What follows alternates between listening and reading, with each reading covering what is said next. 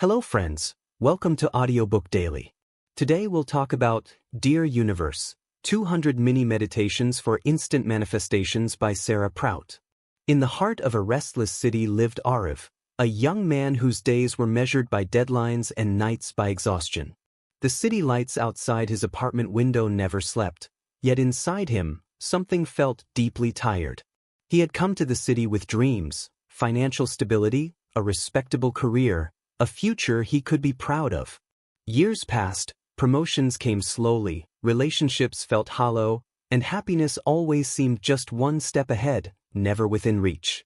Every morning, Arav boarded the metro with thousands of others, eyes glued to screens, minds racing toward tasks yet to come. Outwardly, he was doing fine. Inwardly, he felt disconnected, from joy, from peace, and from himself.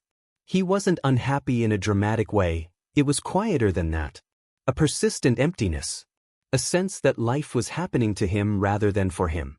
One winter evening, after another long day at work, Arav stopped at a small bookstore to escape the cold.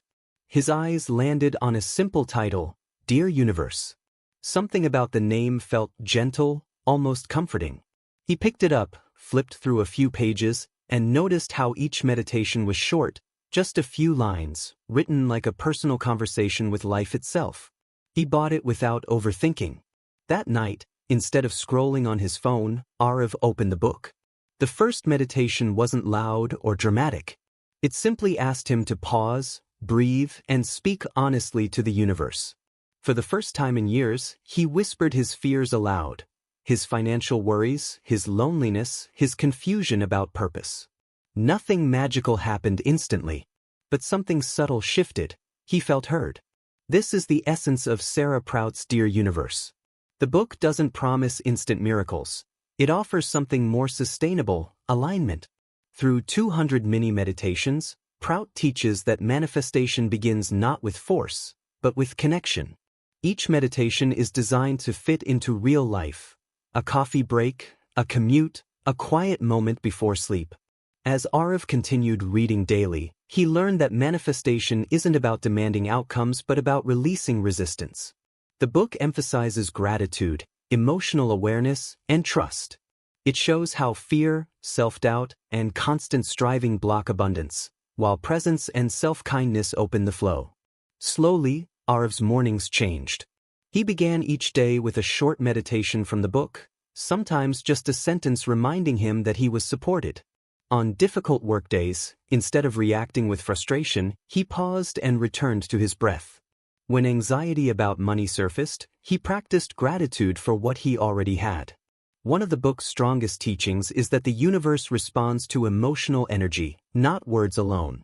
Sarah Prout explains that when you align your feelings with peace, trust, and appreciation, opportunities begin to move naturally toward you. Arav noticed this unfolding gently. Conversations flowed better at work, unexpected freelance opportunities appeared, and most importantly, he stopped feeling trapped. The book also reframes happiness. It teaches that happiness is not a future reward but a present choice. Arav realized he had postponed joy, telling himself he'd be happy once he earned more or settled down. Through these mini meditations, he learned to experience fulfillment in small moments, morning light, quiet walks, honest conversations. Weeks turned into months. Arav didn't quit his job or move cities. His life didn't transform overnight. Yet his inner world shifted profoundly. He felt calmer, more confident, less desperate to prove himself. Ironically, this inner ease led to external progress, a better role at work, improved finances, and the courage to envision a future rooted in balance rather than burnout. By the end of the book, Arav understood its deepest message. The universe is always listening, but you must learn how to listen too. Healing doesn't come from escaping modern life. It comes from meeting it with awareness. One winter morning, standing at the same metro station that once filled him with dread, Arav smiled. The city hadn't changed, but he had. He still had goals, ambitions, and responsibilities.